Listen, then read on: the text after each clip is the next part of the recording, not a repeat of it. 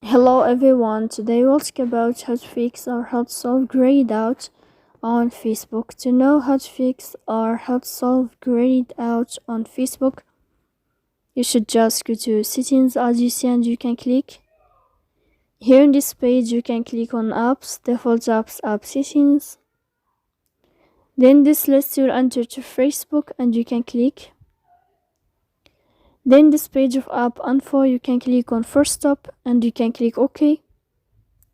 Here we'll enter to the window of storage. Then you can click clear cache. Don't click clear data because that can cause you errors in your app. And in the end you can turn off your phone and you can wait a moment to turn on your phone again. So please don't forget to support us by like and subscribe. See you next time in another video. And thank you for your attention and your watching.